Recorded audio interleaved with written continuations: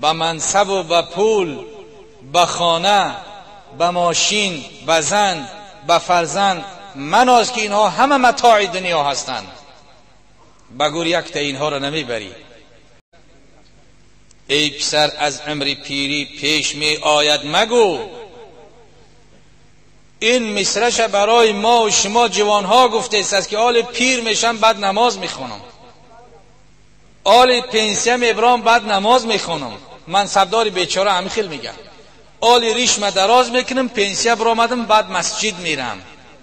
ناگاه میبینی که مسجد نارفته، ریش نامانده، جانش قبض کرد عزرائیل، رفت به نماز به توبه.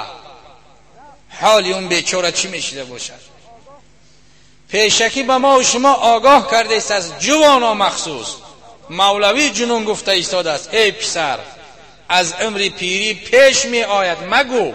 نگو که بعد عبادت میکنم، بعد نماز میخونم، بعد مسجد میرم، این خیل نگو. با هزاران حسرت آخیر نوجوانان را چه کرد؟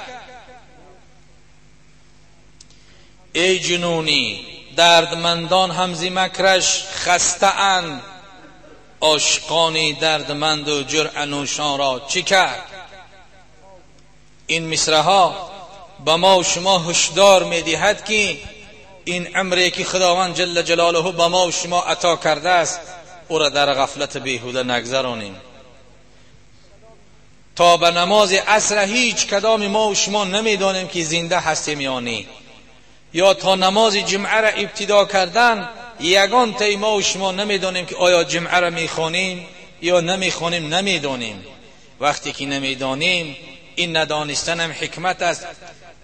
در دیگر مصرعهاش حضرت جنون میگفت بدم هوشیار شوکی دم همین است، زیدم ماندی یقین جایت زمین است.